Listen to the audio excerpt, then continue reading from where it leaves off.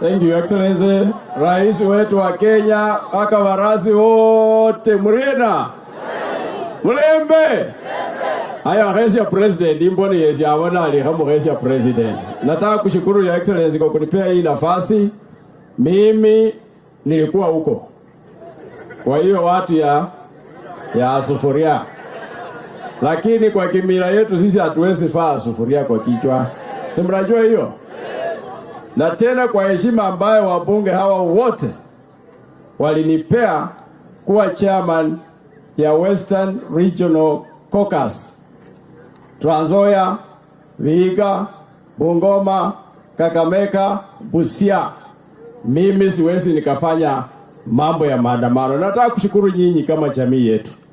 Mulisikiza, mkasikiza viongozi wetu hawa wabunge wote, mkasikiza Mheshimiwa Musalia, Mheshimiwa Wetangula, ya kwamba sisi community yetu hatuhusiani na mambo ya maandamano. Mungu awabariki na mkae namna hiyo. Na tusupport huyu Mheshimiwa rais wetu kwa UDA. Unajua mimi nilikuwa network ilipotea kidogo hapo. Lakini sasa imeshika, network imerudi nyumbani. Sasa mimi niko na nani? Na rais na mahali nilikuwa kabla wachanisukuma na nguvu kuniweka huko. Sasa nimerudi nyumbani. Rais, usikue na wasiwasi. Mimi niko na wewe na wafanye vile wanataka.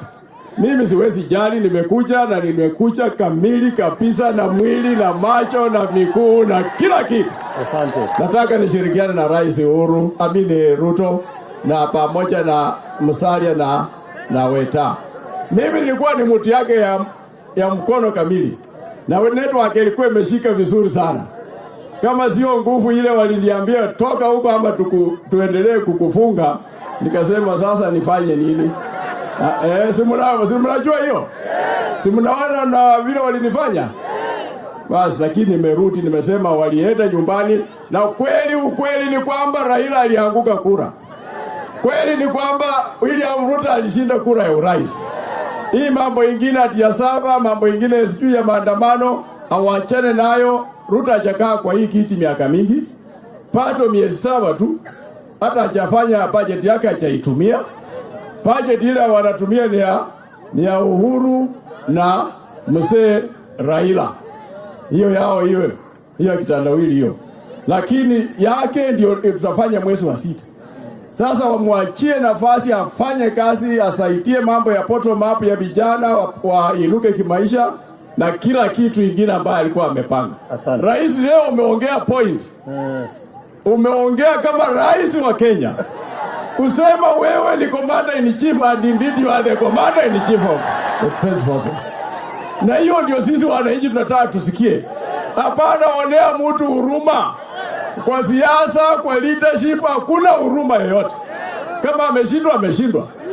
Na hapana useme atuache huyu ni MZEE. Hakuna. Kama ni MZEE na anaharibu nchi, utamwachia na wewe umepewa SWOT. Instrument ya power ulipewa mchana na eyewitness, I was there. Sasa wewe kanyaga kabisa ukichua sisi tuko nyuma yako. Asante sana Mheshimiwa Rais. Haya Mheshimiwa